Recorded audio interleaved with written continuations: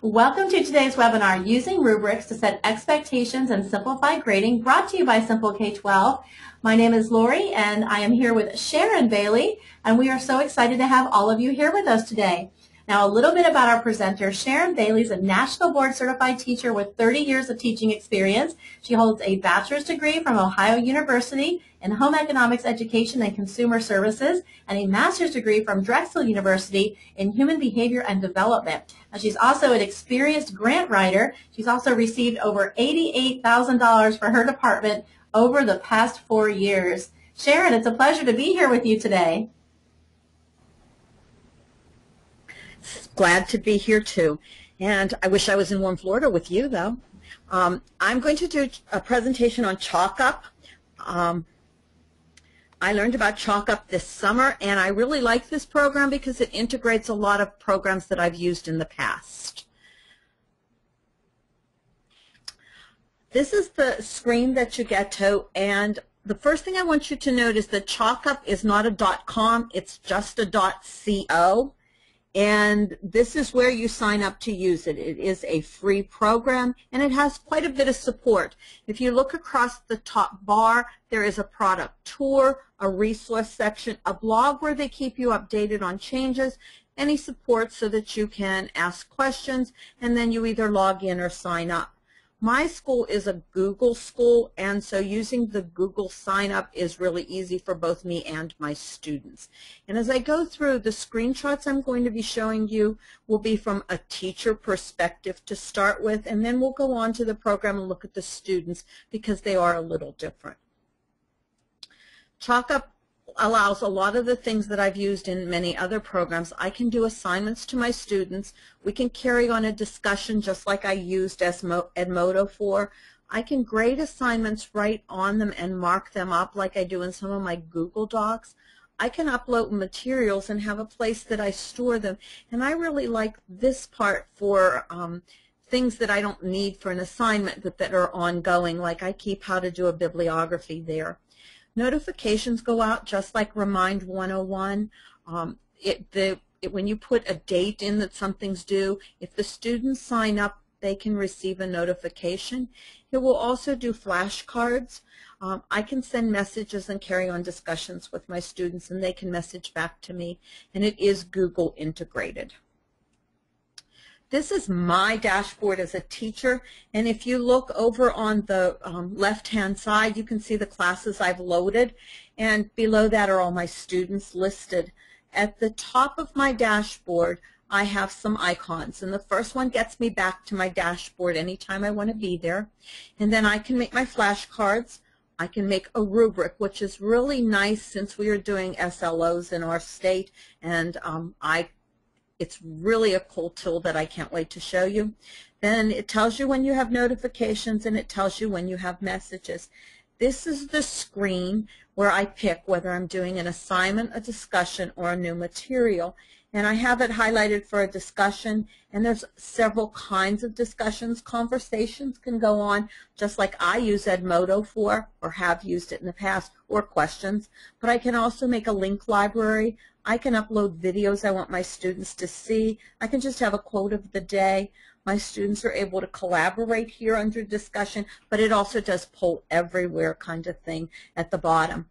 When you look at the right part of the screen, it keeps a calendar tab for me and my students about when things are due. Well, I'm going to go back. I forgot one. On the left-hand side, underneath my classes, there is an add or archive a class, and that's where you go to create a new class. Then, how do you add students? It's really easy. They just go to the chalkup.co and sign up.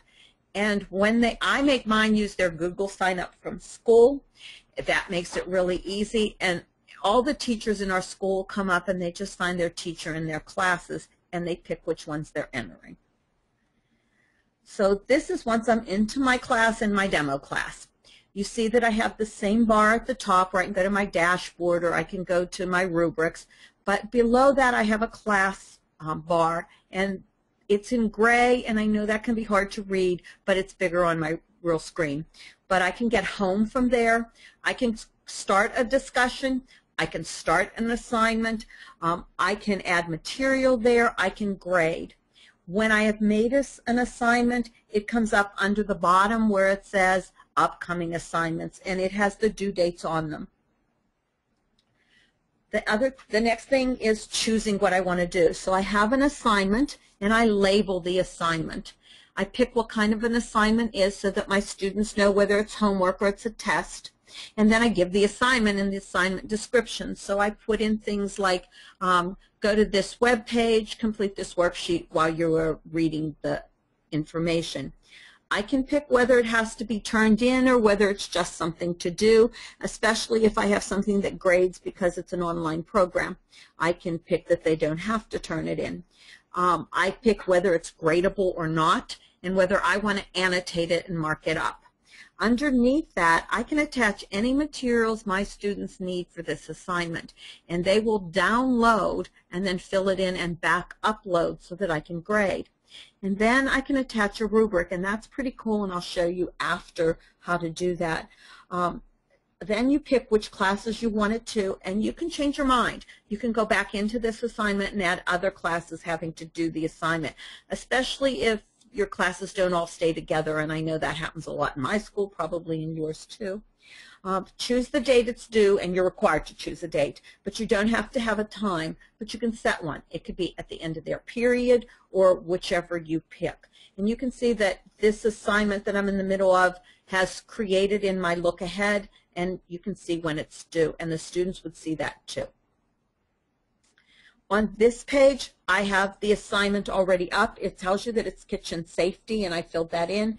It says this was the beginning quiz, and I highlighted it. It's required to be turned in, and I didn't mark this one as gradable. We do a quiz so that they have a familiarity with what we're going to cover in that particular class. But I did put a date in here, and I didn't choose a time.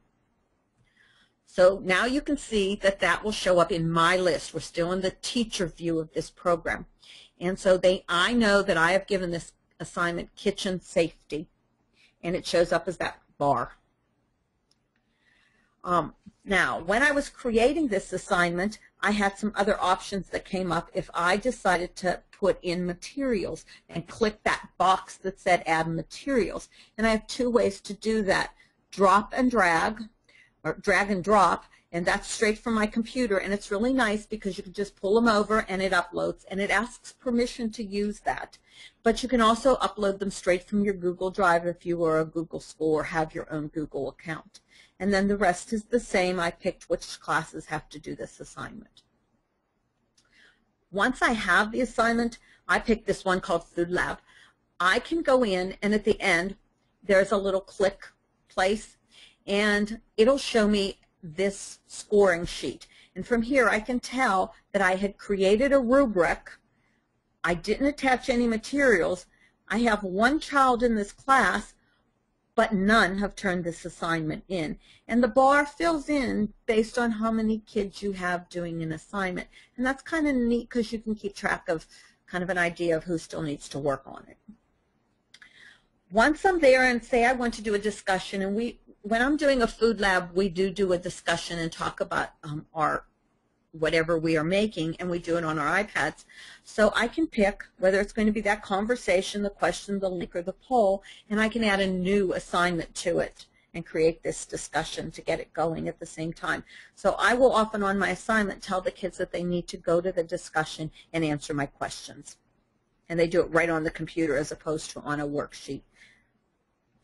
I can also share a link, and this is really nice. In my particular program, we just went over a whole bunch on labeling, and we use the FDA guides for labeling. So I shared the link with the students, and they don't have to type. It will automatically upload, and we don't have that problem with the kids who don't type well or read well from the board.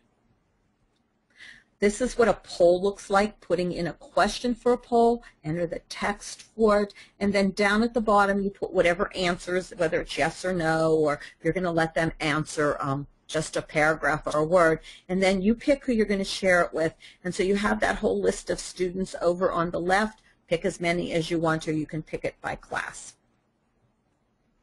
Grading. Okay, I just picked an assignment out of someone else's class. And what you get is the whole list for the class of all of their assignments. And then it tells you graded it or not and how many you have graded. So you can keep track. You can have all the assignments in for the entire semester or the quarter, and as you assign them, then you can tell if they're graded, but you'll still have your list there. And you can choose to view grades by student or by assignment, and you can toggle back and forth, and that's really nice if you want to just see who's done it ahead. Okay, this is that same class, and I picked, because I didn't want to use my students, you could see all the students listed and what their average grade is, and whether you have an online grading system or not, it will create those CVS files that you need and let you bounce them over if your school has that ability. Mine doesn't, so I have to transfer all my grades to our online grading system. But this is really nice because I also have a backup for every single assignment. Annotating a document is similar to how you do it in Google Docs if you've done that before, but I can put either comments on the sidebar, or I can highlight and change things in the student's program. And I really like that because sometimes I want to be an editor and sometimes I just want to make comments to my students. So I can do either one. Okay, rubrics are the thing that was really new when I started to use this program. And when you are creating an assignment, you have the option of attaching a rubric. And our school is really big on rubrics right now. And these can be saved online, or they are saved online when you use it for grading, but they also can be printed off. So what I do when I click that little rubric at the top, I get a list of my rubrics. And I happen to create one for a foods class here, and I can attach it or assign it to whichever assignment I want. So I have one that's like food lab, and I assign it every time I put out a recipe in a food lab for my students. So you can use them over and over. But to do that, I hit the new, and I put the name of what I want to call it, and I put a description in and put a grade in. And the nice thing is this saves everybody's rubrics, and you can go in and search for rubrics so that you don't have to start over every time. And then you want to build the rubric, and it takes a few minutes to upload that rubric. But this is what the rubric blank looks like. Kind of neat because you have a lot of customizing you can do here. You can increase how many columns, you can increase how many categories, but if you look under the word rubric, you can assign weights to these different categories. I really like that because some things I have that I have to do at a certain amount of percentages. And I'll show you one of those in a little while. It will upload to everybody, and then you can grade each student separately on the rubric. And I've tried to learn to print so that I don't have that background. So I copy these with a print screen and put them in Paint, and then I can just cut out the background. And that's really nice because our school requires us to have paper copies for certain students. This is selecting a student to grade. So this is me. I'm the demo kid. And you can go into your class and you click the grade, and then it'll give you your students, and you have to pick which assignment you're going to grade. So each student's things will come up that they've uploaded. And you can see here it says attached files, that the student will send it back to you as an attached file, and it will give you the date they submitted it. So they can't argue with you about, oh, I had that in on time. I know we've heard that one before. And the dog doesn't eat anything off their computer. Once I'm into the grading, the student's paper would come up, and I get a choice. Do I want to grade it by myself or by hand or mark on there, or do I want to use a rubric? So you pick that next, and you also have the option of making comments there. And then you can score the rubric, and it automatically adds up the points. So I said that this rubric was 100 points, and I gave points across the board, and it highlights them and it keeps saving. And what I can do is save this rubric and to my student, and if later on if you're using the strategy where you want to see the students' improvements, I can use the same rubric and increase or decrease their score. Or I can save it and have a new assignment with that same rubric. There is a rubric library. When you click on the rubrics, you can search. And if you look here, there's a lab. I looked up the word lab because I wanted to see if someone had done a foods lab. And there was a lab report rubric, a lab write-up rubric, a lab safety rubric. And you can see who actually created those rubrics. And you can pick it by subject area, or you can just make it general and pick, or you can pick it by grade level. And so you don't always have to create your own, but yours are listed there. This is what one looks like once it was graded, and I found this one was somebody else's, and I wasn't sure if I wanted to just change or how much a science lab report would be similar to mine. But I started with this, so I had some ideas. We also in Pennsylvania have rubrics for writing and rubrics for math that are given to us by the state. So sometimes I use those if that's what I'm emphasizing when I grade, but I put those in. Okay. If I have materials, and I can just upload materials and it doesn't have to be for a specific assignment, I can assign them to my class, and that would be reference materials. So in here I often put how to write a bibliography, what is the format that I am using for a specific kind of report they have to do, and this is general information that the kids would have access to at any time, not tied to a specific subject or assignment. This is notification setup, and I can set up notifications, and the students can set up notifications by entering a cell phone number. And if you see here, they enter their cell phone, and then they subscribe, and this is under profile. So they can decide that they only want new discussions posts, and they check over here, and they can get them as email. Then they can pick whether they want only when due dates are modified or when assignments are created, and there is a very long list that they can choose or not choose to get. Messages are immediate responses, just like texting back and forth. And I do this a lot with my students to remind them if they aren't a person who gets texting some way. And one of the nice things is it will send the message out to their phone or to their computer depending on what they pick. So like this one happens to show a screenshot, and it tells them what days things are due or what days they need to start things depending on what they set it up for. Flashcards are the third little button on my home screen, and so I created a list. Now the nice thing is you can tie these into the lesson as opposed to having a separate flashcard program, which I do have. This one happened to be on a nutrient deck, and you can see that you can define the term, you can list the term and then define the term and then save them, and you can give these to the students to study, and it's really nice because they can pick which ones as they get them right they no longer want to study. So it tells me I have the name on the front, and at the bottom the student can check I know this one. Support is super from this group. This is under that tab at the top, and there's instructor or teacher support, and if you scroll down further or looking on the left, I see there is also student support. How do I get into my class? How do I update my profile? And those kinds of things. And they're very responsive to questions. This part's new. I don't know that they've updated for an Android app. I haven't seen it on the blog yet, but they do have that chalk-up can be used on your iPhone or iPad. I have uploaded it and used it since it came live. It's hard to find in the App Store, so go into the blog and get the connection there. There happens to be a lot of apps available called chalk-up, and so it was a little hard to find. And this is my contact information.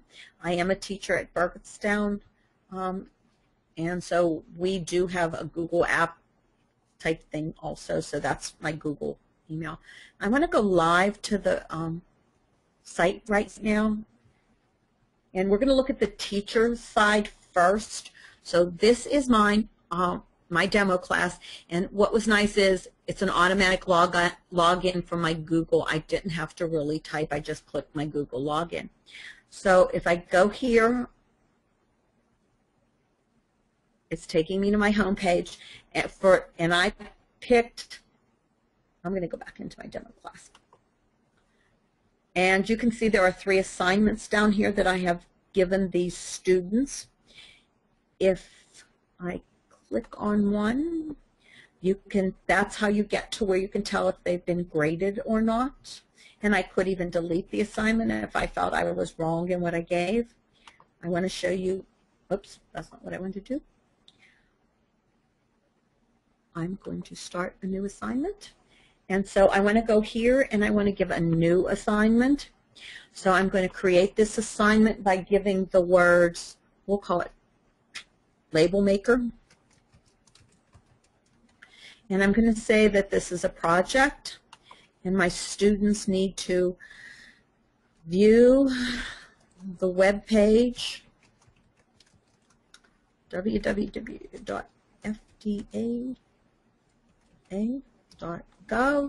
and I'm going to say label man, and then I'm going to say complete the label worksheet. Okay, and I'm going to attach materials because I'm going to attach that label worksheet. Now I have a choice. I can drag and drop, or I can upload from Google Drive. I'm going to pick drag and drop, and it's going to go to my computer, I hope. And I want to go to my desktop because I put it there to find it.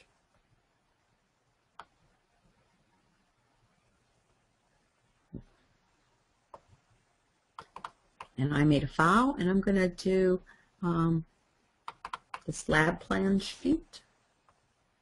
And you can watch it load. And then it tells me that it's successfully uploaded. Then I'm going to go down here and create a, I need to create a rubric. So I'm going to click on create a, or attach a rubric. Now I'm going to create a new one. And I'm going to call it planning. And this is the foods lab planning sheet. And you don't have to pick the grade. They're limited in grade classes that you can pick here. So I just pick something. If they don't have one for my specific class, I'm going to hit build a rubric, and the first one I'm going to write here is cleanup. Oh, let's put preparation first. And I'm going to give a description, having your supplies ready. And I'm going to say 4 supplies out. Whoops. And 3 supplies out.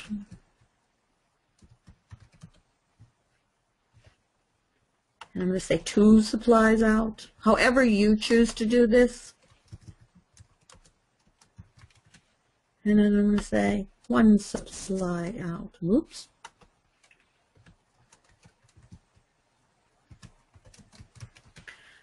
Okay, next I'm going to write mixing. And I'm not going to even give a default, and I'm going to put following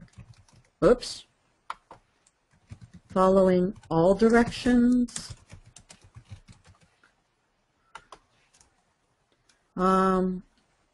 Missed 1 step. Missed 2 steps. Missed 3 steps, and then I'm going to write cleanup, all cleanup chores done, dishes not dried, and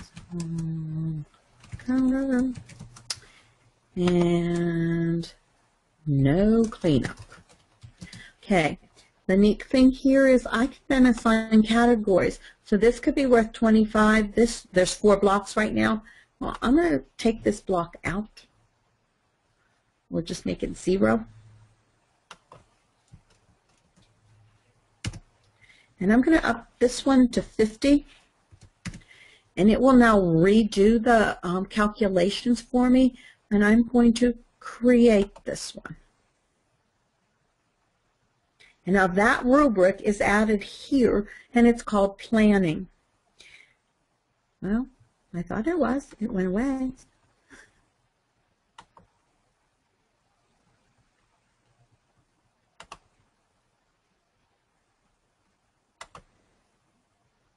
Okay, now it stayed.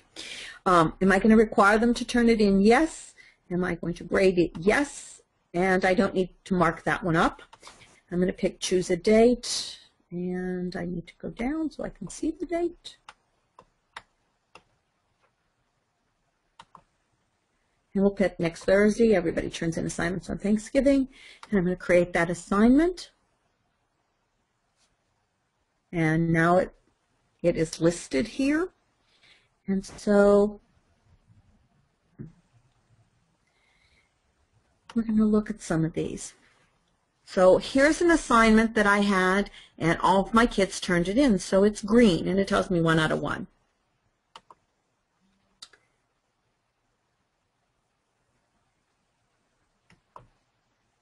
And here's one that's no kids turned it in. And as you can see, this one I did a worksheet on labels, and it was a PDF, and it works just as well, except the students, unless you have a way to make that so the kids can write on it.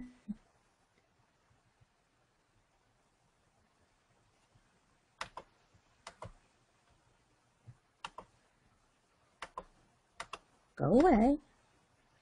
Okay. I'm stuck. I can't get out of there. Well, okay, it's going again. This is flashcards. I'm going to go back to my rubric from the student side in a second, but I just wanted to show you my deck shows up here that I was working on, and when I want to look at it to study, my words come up. And then when I can keep deleting them, and this is just from the teacher side. Okay, I'm going to go to the student side. Can you still hear me? Yes. Okay. Okay, Yes, I have Sharon, logged your in as audio is me, great. and I am in demo class right now. Okay, because it said disconnected, so I wasn't sure. Okay, it's back up. I'm good. I am now on a student login, so I don't have all of my classes on this side like before. I just have the class that me, the student, is signed into. And so this is demo class, and you can see all those assignments that you saw on the teacher page are now listed as big blocks for my student, and this one called labels is due. So the student clicks on it, and all these things come up over here, and the student can then review the rubric that I'm going to grade on. And this one's a little different. This one I was doing costs, but I've also made that. The student doesn't get to click here. They can just see how I am grading them. But they can download the worksheet, and this one, because it's a PDF, would have to be turned in, but they can print it off, or they can save it and they can email it to me if that's what we need to do. I think this one I made so they can write on. If they're going to write on it, you can see that I do the assignment, I save the assignment, and then I turn it in. And that way it will show up on my teacher side of the program, and then I can grade them. So the students get to turn their assignments in here. And that's kind of cool for them. They like that they can turn them in online. I like that they can turn them in online because it tells me when they turn them in online. So I'm going to get rid of this student's assignment as a student, and I'm going to delete it, and I'm going to reload it so you can see how that happened. So that was Food Lab. And they have to go to the assignment and get it, and they have to download it because everybody has that. It'll reload. And then I need to open it, enable it, and all I'm going to put on this is chicken. And then the kid might put their name here, that they're Joe. And then I'm going to save it. I'm going to save it to that file I made so that I can find it.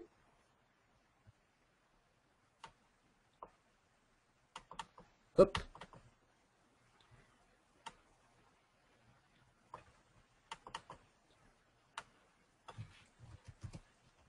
And I make all my kids save their files with their name on it because it came with what it is to them, but I need them to be able to tell me who they are.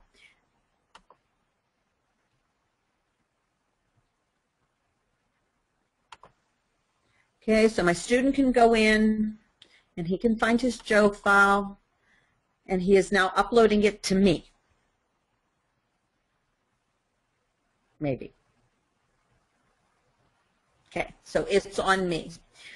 And I am going to get out of my student, and I'm going to go back into my teacher side. Oops, I'm in my PowerPoint.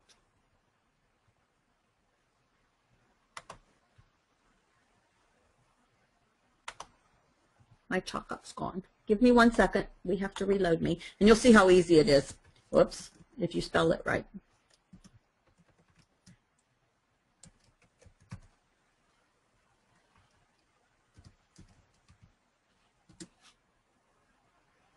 And because I'm a Google school, it automatically loaded me right in. I didn't have to keep logging in. So I'm going back to my demo class, and I want to grade. And I want to grade food lab, and it tells me right now that somebody got graded and they had a 20 out of 100. So I'm going to go in and see who's done that assignment, and it says Sharon, and here's her attached file, and here's Joe. So now I can see that this child graded it, and I can come over here and say they get, here's their rubric that I'm grading with, and I'm going to give them all the points this time. So that would work that way. I didn't set this rubric totally up because it's long to get the 100 points on. I can set it up any way I want. One of the questions we've had is how now do I print this?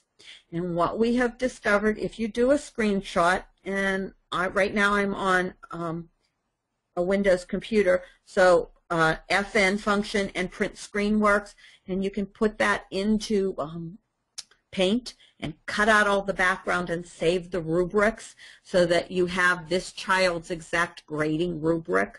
And I could change this any way I want, but if I want to watch the child grow over time, I can do that too. I can add the child's name into my rubrics too. I really like that part of the program because you can create rubrics and just run them off, and you can use them in your class, or you can take an iPad, walk around your class. It even works on your iPhone, and grade your students, and you have all the data there all in front of you. And if you're required to print it, you can still print it. And that is ChalkUp, and I really, really like this program.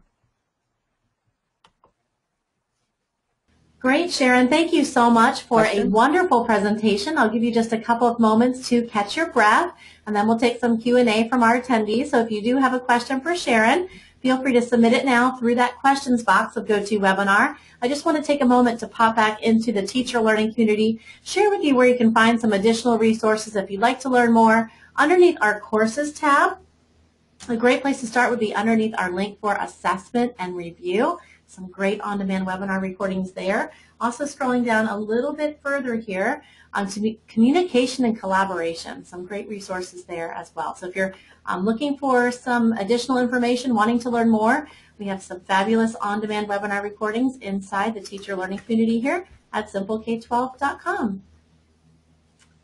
Okay, Sharon, let me get your contact information up here on my screen. Ashley says, I like this. Definitely want to try it. Wonderful. Now, I do have one question for you, Sharon. Now, you shared so many wonderful features of using ChalkUp. What would you say is your favorite feature for someone who's just getting started? Well, I like the rubric part of the program best because I haven't found that where I can actually save those attached to a student online. But the reason I was so sold on using this is the first week of school, the kids would have to log on to Edmodo, and they would have to create their account, and then they would have to log on to Google Classroom, and then they would have to log on to Remind 101, and it took me several days to get them set up in all the programs, and I find it all in one place, and it's a huge time saver for me. And I don't have to use everything at once, but it just takes one login for all of that to be available to me. Great, Sharon. I think we have time for one more question. Came in from Diane. She's using ChalkUp. Can the students take online assessments? Yes, and you can grade them however you want to set up. If it is a Google Doc and you added the add-on to grade them Blueberoo, then it'll grade them automatically just like any other Google Doc. Wonderful. Well, thank you again, Sharon, for a wonderful presentation. It's been a pleasure being here with you today, as always. I look forward to being here with you again for your future sessions. Thank you. Thanks Have again, a great Sharon. day.